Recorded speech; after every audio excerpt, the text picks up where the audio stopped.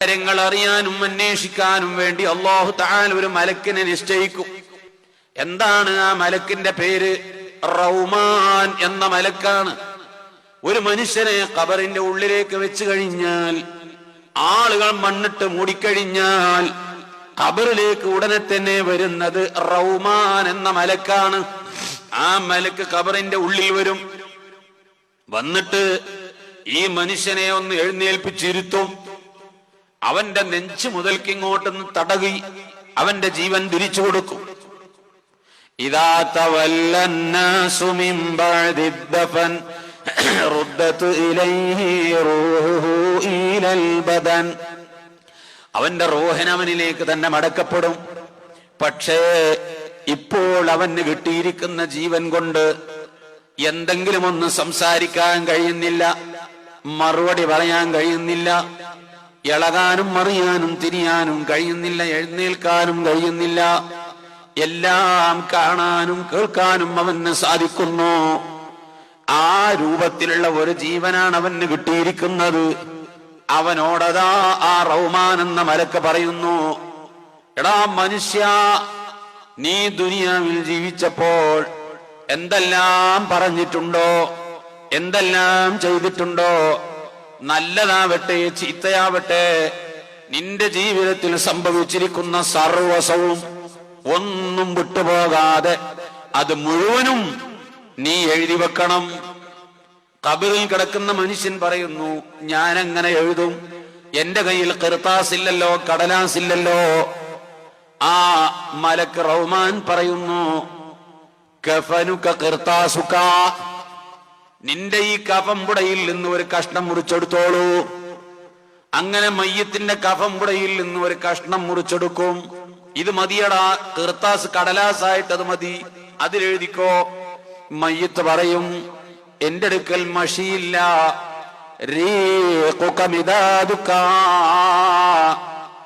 നിന്റെ തുപ്പുനീര് ഉമനീരാണ് നിന്റെ മഷി, ആ ഉമനീര് കൊണ്ട് എഴുതിക്കോ. മയ്യത്ത് പറയും, ഖബറിലുള്ള മനുഷ്യൻ പറയും, എന്റെ അടുക്കൽ പേനയില്ല. ഇസ്ബഉക ഖലമുക, നിന്റെ കയ്യിന്റെ വിരല് നിന്റെ പേനയാണ്. അങ്ങനെ കഫംപുടയിൽ നിന്ന് ഒരു കഷ്ണം മുറിച്ചെടുത്തുകൊണ്ട് അവന്റെ കൈവിരൽ കൊണ്ട് നാവിൻ തുമ്പത്ത് തട്ടിച്ചുകൊണ്ട് ഉമനീരെടുത്ത് അവനങ്ങ് എഴുതും. എന്താ എഴുതുക? 60 കൊല്ലമായി ജീവിക്കാൻ തുടങ്ങിയിട്ട്, അല്ലെങ്കിൽ 75 കൊല്ലമായി ജീവിക്കാൻ തുടങ്ങിയിട്ട്, എത്ര കൊല്ലം ദുനിയാവിൽ ജീവിച്ചോ അത്രയും കാലം എന്തെല്ലാം അവൻ പറഞ്ഞുകൂട്ടി എന്നവൻ അറിയുമോ? എന്തെല്ലാം അവൻ ചെയ്തു കൂട്ടി എന്നവൻ അറിയുമോ? അവനിൽ നിന്ന് എന്തെല്ലാം നല്ലതും ചീത്തയും സംഭവിച്ചിട്ടുണ്ട് എന്ന് അറിയാൻ പറ്റുമോ? ഒരു ദിവസം, ഒരു മണിക്കൂറിനുള്ളിൽ, ഒരു മിനിറ്റിൽ എന്ത് ചെയ്തിട്ടുണ്ടോ എന്ന് അവന് പറയാൻ അറിയുന്നത് പോലെ ജീവിതം മുഴുവനും അവൻ ചെയ്തു കൂട്ടിയതെല്ലാം പറയാൻ ആ നിമിഷം അവന് കഴിയും. നബിയുനാ റസൂലുള്ളാഹി ഇത്രയും കാലം ജീവിച്ചിട്ട്, ദുനിയാവിൽ ജീവിച്ചിട്ട് എന്തെല്ലാം ചെയ്തു, എന്തെല്ലാം പറഞ്ഞു, എന്തെല്ലാം അവനിൽ നിന്ന് വന്നു, അത് നല്ലതെത്ര ചീത്ത എത്ര, അത് മുഴുവനും ഒരു നിമിഷം സംഭവിച്ചതുപോലെ ഒന്നും വിട്ടുപോകാതെ മുഴുവനും ആ കടലാസിൽ എഴുതും, ആ കഫംപുടയുടെ കട്ടത്തിൽ എഴുതും. എഴുതി കഴിഞ്ഞാൽ കഴിഞ്ഞോ? എഴുതി കഴിഞ്ഞു, എല്ലാം കഴിഞ്ഞു. അത് ചുരുട്ടിയിട്ട് അഷ്റഫുൽ ഖൽഖ് തങ്ങൾ പറയുകയാണ്, അത് ചുരുട്ടിയിട്ട് അവന്റെ കഴുത്തിലങ്ങ് കെട്ടിക്കൊടുക്കും. ഈ സംഭവം വിവരിച്ചുകൊണ്ട് അഷ്റഫുൽ ഖൽഖ് പറയുന്നു, സുമ്മ ഖറഅ വകുല്ലു ഇൻസാനിൻ അൽസംനാഹു ത്വാഇറഹു ഫീ ഉനുഖിഹി വനുഖ്രിജു ലഹു യൗമൽ ഖിയാമത്തി. അല്ലാഹു പരിശുദ്ധ ഖുർആൻ പറയുന്നു, കുല്ലു ഇൻസാനിൻ അൽസംനാഹു ത്വാഇറഹു ഫീ ഉനുഖിഹി, പെരടിയിൽ കെട്ടിക്കൊടുക്കും. സർവ്വ കാര്യങ്ങളും, ഒരു മനുഷ്യൻ ചെയ്ത മുഴുവൻ കാര്യങ്ങളും എഴുതിയിട്ട് അവന്റെ പെരടിയിൽ കെട്ടിക്കൊടുക്കും. അവന്റെ അമലുകൾ മുഴുവനും, നല്ലതും ചീത്തയും മുഴുവനും എഴുതും. എഴുതിയിട്ട് അവന്റെ പെരടിയിൽ കഴുത്തിൽ കെട്ടിക്കൊടുക്കും എന്ന് പരിശുദ്ധ ഖുർആനിന്റെ ആയത്തില് ഇതൊക്കെ പറഞ്ഞിട്ടുണ്ട് സഹാബത്തെ. അള്ളാഹു ഖുർആനിൽ പറഞ്ഞ ആയത്ത് ഈ കാര്യത്തെയാണ് സൂചിപ്പിക്കുന്നത്. വനഹ്ശുറുഹു യൗമൽ ഖിയാമത്തി, ശേഷം ഖിയാമത്ത് നാളിലേക്ക് കൊണ്ടുവരുന്നതിനെ കുറിച്ച് പറയുന്നുണ്ട്. അപ്പോൾ ഈ പറഞ്ഞത് ഖബറിൽ സംഭവിക്കുന്ന വിഷയത്തെ കുറിച്ച് തന്നെയാണ്. ഇതാണ് ഖബറിൽ ഏറ്റവും ഭയാനകമായി മനുഷ്യൻ നേരിടാനുള്ള മറ്റൊരു വിഷയം. ബഹുമാനപ്പെട്ട ഇബ്നു മസ്ഊദ് റളിയല്ലാഹു അൻഹു, യാ റസൂലല്ലാഹ്, മാ അവ്വലു മാ യുൽഖിൽ മയ്യിത്തു ഇദാ ദഖല ഖബറഹു, ഒരു മയ്യിത്ത് അവന്റെ ഖബറിൽ കടന്നാൽ, ഖബറിലേക്ക് ഒരു മയ്യിത്ത് എത്തിയാൽ അവൻ കണ്ടുമുട്ടുന്ന ആദ്യത്തെ സംഗതി എന്താണ് എന്ന് ചോദിച്ചപ്പോൾ ഖാല റസൂലുള്ളാഹി പറയുന്നു, ഇബ്നു മസ്ഊദ്, ഇബ്നു മസ്ഊദ്, മാ സഅലനി അൻഹു അഹദുൻ ഇല്ലാ അൻത, നീയല്ലാത്ത ഒരു മനുഷ്യനും ഇതുവരെ ആ കാര്യം എന്നോട് ചോദിച്ചിട്ടില്ല. ഇന്ന് വരെ ഒരു മനുഷ്യനും എന്നോട് അത് ചോദിച്ചിട്ടില്ല. ചോദിച്ചാൽ വിവരിക്കാൻ വേണ്ടി ഞാൻ കാത്തിരിക്കുകയാണ്. ചോദിക്കട്ടെ, അപ്പോഴാണല്ലോ ആ വിഷയം നിങ്ങൾക്ക് കൂടുതൽ താല്പര്യമുണ്ടാവുക. അത് വിചാരിച്ച് ഞാൻ വെച്ചതാണ്. ഞാൻ പറഞ്ഞു തരാം. യുനാദി ഫഅവ്വലു മാ യുനാദിഹി മലക്കുൻ ഇസ്മുഹു റൗമാൻ, ആദ്യമായി അവൻ നേരിടുന്നത് ഒരു മലക്ക് വരും. റൗമാൻ എന്ന മലക്ക് വരും. ആ മലക്ക് വന്നിട്ട് ഈ പണികളെല്ലാം ചെയ്തു കൂട്ടും. എന്നിട്ട് കഴുത്തിൽ കെട്ടിക്കൊടുക്കും. ആ മലക്കങ്ങ് പോകും. പോയി കഴിഞ്ഞാൽ പിന്നീടുള്ള പണി എന്താണ്? മുൻകർ നക്കീർ വരികയാണോ? അല്ല, പിന്നീടുള്ള പണി ഫഇദൻ സറഫൂ, പിരിഞ്ഞു പോയാൽ പിന്നെ അതാ വരുന്നു. ഖബറിന് ചില കാര്യങ്ങൾ പറയാനുണ്ട്.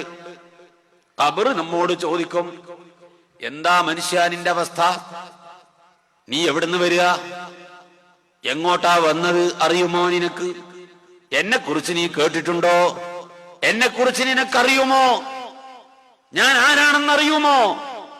വല്ലപ്പോഴും എന്നെ കുറിച്ച് നിനക്ക് വല്ല ബോധവും ഉണ്ടായിട്ടുണ്ടോ? എന്താ ഇപ്പോ നിന്റെ അവസ്ഥ എന്ന് ചോദിച്ചുകൊണ്ട് ഏറ്റവും ഗംഭീരമായ രൂപത്തിൽ, പേടിപ്പെടുത്തുന്ന രൂപത്തിൽ, ഗൗരവമായ രൂപത്തിൽ ആ ഖബർ ഒരു 10 ചോദ്യം അങ്ങ് ചോദിക്കും. ഒന്ന് പിടിച്ചു കുലുക്കും. മയമായ ഒരു വിഷയം ഖബറിലില്ല കേട്ടോ. ആനന്ദത്തിന്റെ ഒരു വിഷയം ഖബറിലില്ല. സന്തോഷത്തിന്റെ ഒരു വിഷയം ഖബറിലില്ല. എല്ലാം ഗൗരവം നിറഞ്ഞതാണ്. മലക്കുകളുടെ പ്രകൃതിയും അവരുടെ സംസാരങ്ങളും അവരുടെ ചുറ്റുപാടുമൊക്കെ ഗൗരവം. ഖബറിന് പറയാനുള്ളതും ഗൗരവം. ഓരോ ദിവസവും ഖബർ നമ്മോട് വിളിച്ചു പറയുന്നുണ്ട്, എനിക്ക് പോയി കിടക്കാനുള്ള ഖബർ. എടാ മനുഷ്യ, മറക്കണ്ട, നീ വരാനുള്ളത് എന്റെ വയറ്റിലേക്കാണ്. നീ ഇങ്ങോട്ട് വരും, എന്റെ അടുക്കലേക്ക് നീ വരും. നീ എന്നെ മറക്കണ്ട, നിന്നെ ഞാൻ കാണിച്ചു തരാം എന്നർത്ഥത്തിൽ ഖബർ വിളിച്ചു പറയുന്നുണ്ടെന്ന് അഷ്റഫുൽ ഖൽഖ് സല്ലല്ലാഹു അലൈഹി വസല്ലമ തങ്ങൾ പരിശുദ്ധ ഖുർആനിന്റെ ആയത്ത് ഓതിക്കൊണ്ട് നമുക്ക് വിശദീകരിച്ചു തരികയാണ്. ഈ ഖബർ നമ്മെ ഖബറിലേക്ക് അങ്ങ് കിട്ടിക്കഴിഞ്ഞാൽ ആദ്യമായി ചോദിക്കുന്നത്, എടാ മനുഷ്യ, നീ എവിടുന്ന് വരിക? എന്താണ് നിന്റെ അവസ്ഥ? എന്നെ സംബന്ധിച്ച് നിനക്കറിയുമോ? ഞാൻ പുഴുക്കളുടെ വീടാണ്, ഏകാന്തതയുടെ വീടാണ്, ഒറ്റപ്പെടലിന്റെ വീടാണ്. നിനക്കിവിടെ ആരുമില്ല, സഹായത്തിന് ആരുമില്ല എന്ന് പറഞ്ഞുകൊണ്ട് ശരിക്കും ഒന്നങ്ങ് പിടിച്ചു കുലുക്കും. ഗൗരവത്തിൽ ഒരു 10 ചോദ്യം അങ്ങ് ചോദിക്കും. അപ്പോഴേക്ക് തന്നെ ഈ മനുഷ്യൻ പേടിച്ചു പോയി, ആകെ ഗൗരവത്തിൽ അകപ്പെട്ടു പോയി. മുൻകർ നക്കീറൊന്നും ഇപ്പോഴും വന്നിട്ടില്ല. അങ്ങനെ അതാ റഹ്മാനും പോയി. ഖബർ ഇങ്ങനെ പിടിച്ച് കുലുക്കിക്കൊണ്ടിരിക്കുന്നു.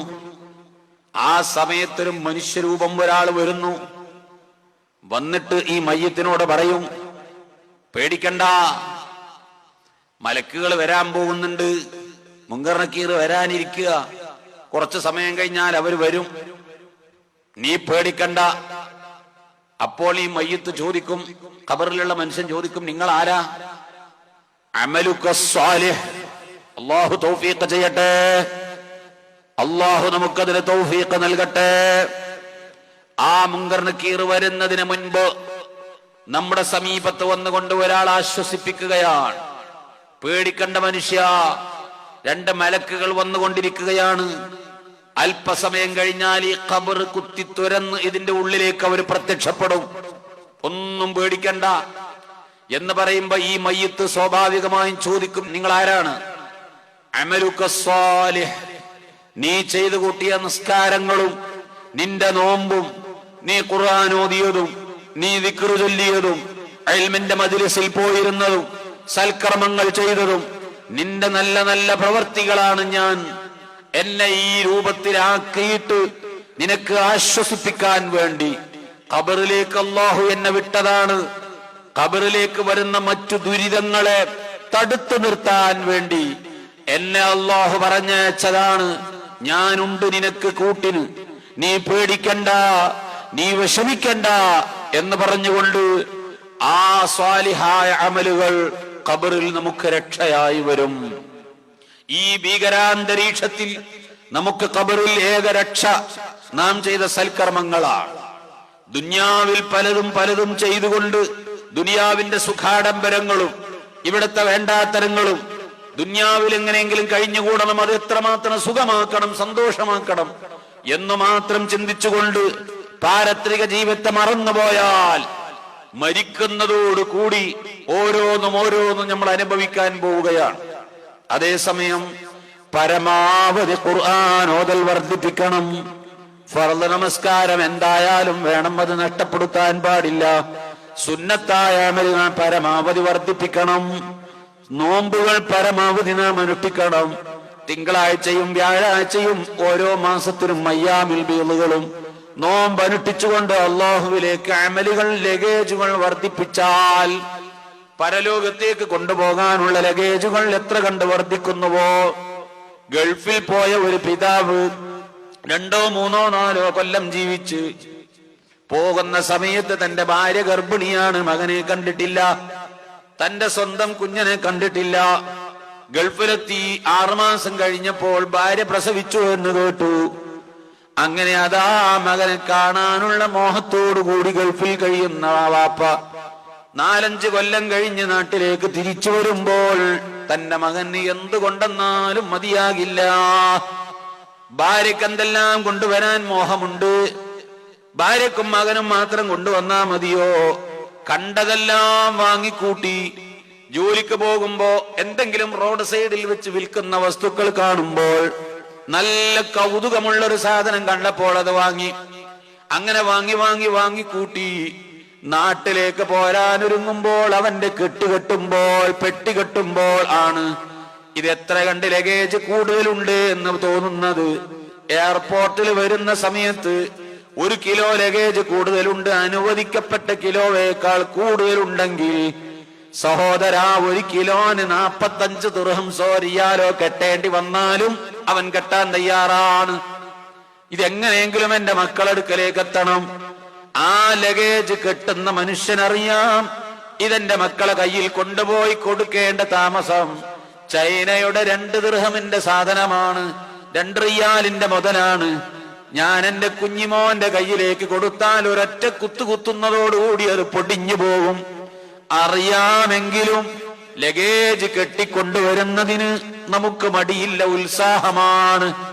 നശിച്ചു പോകുന്ന സെക്കൻഡുകളെ കൊണ്ട് നശിച്ചു പോകുന്ന ഭൗതിക ലോകത്തെ ലഗേജ് ഡ്യൂട്ടി അടച്ചുകൊണ്ട് എയർപോർട്ടിലെ ലഗേജ് കൊടുത്തുകൊണ്ട് ഭാരം ചുമന്ന് കെട്ടിപ്പേറി കൊണ്ടുവരുന്നതിന് മടിയില്ലെങ്കിൽ ഇതെല്ലാം ഇവിടെ വിട്ടേച്ചു കൊണ്ട് പോകേണ്ടി വരില്ലേ? 3 കഷ്ണം തുണിയിൽ പൊതിഞ്ഞുകൊണ്ട് കൊണ്ടുവന്ന ലഗേജ് മുഴുവൻ വന്ന് പൊട്ടിച്ചിട്ട് മക്കൾക്ക് ഓഹരി ചെയ്യാൻ സമയം കിട്ടാതെ ഗൾഫിൽ ഇത്ര കാലം ജീവിച്ച് സമ്പാദിച്ച വീട്ടിൽ കിടന്നുകൊണ്ട് സ്വസ്ഥമായി എന്റെ വീടാണെന്ന് ആനന്ദിച്ച് കണ്ട് അനുഭവിക്കാനുള്ള ഭാഗ്യമില്ലാതെ എല്ലാം വിട്ടുകൊണ്ട് പോകുന്ന സമയത്ത് നമുക്ക് ലഗേജ് ഇല്ലാതെ പോകേണ്ടി വന്നാൽ ദുന്യാവിലെ ലഗേജ് വർദ്ധിപ്പിച്ചിട്ട് മതിയാകാത്ത നമുക്ക് ഇവിടെ നിന്ന് അങ്ങോട്ട് പോകാനുള്ളത് ഒറ്റക്കാണ്. കൂട്ടിനാരുമില്ല, സഹായത്തിന് ആളില്ല. പോയി കിടക്കുന്ന ഖബറിന്റെ അകത്തൊരു മെഴുകുതിരി കത്തിച്ചു വെക്കാനുള്ള മാർഗമില്ല, ഒരു ബൾബ് അങ്ങോട്ട് ഇട്ടുകൊടുക്കാനും മാർഗമില്ല. ഇരുട്ടായ റൂമിന്റെ ഉള്ളിലേക്ക് പോയി ഒറ്റക്ക് കിടക്കുമ്പോൾ മുങ്കർ നക്കീർ വരുന്നതിന് മുൻപ് അടുത്ത് വന്നുകൊണ്ട് പേടിക്കണ്ട, ഞാനുണ്ട് നിനക്ക് കൂട്ടിന്, ഞാനുണ്ട് നിനക്ക് സമാധാനത്തിന്, നിനക്ക് ഇരുട്ടത്ത് വെളിച്ചം കാണിച്ചു തരാൻ ഞാനുണ്ട്. മുങ്കർ നക്കീർ അതാ വരാൻ പോകുന്നു, മോനെ പേടിക്കണ്ട എന്ന് പറഞ്ഞ് ആശ്വസിപ്പിക്കാൻ ഒരാള് വരും.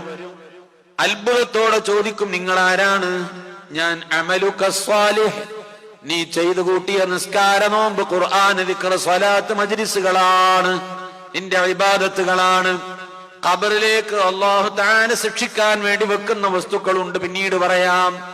ആ വസ്തുക്കൾ വരുമ്പോ തൊട്ടുപോകരുത്, ഇവനെ തൊട്ടുപോകരുത്.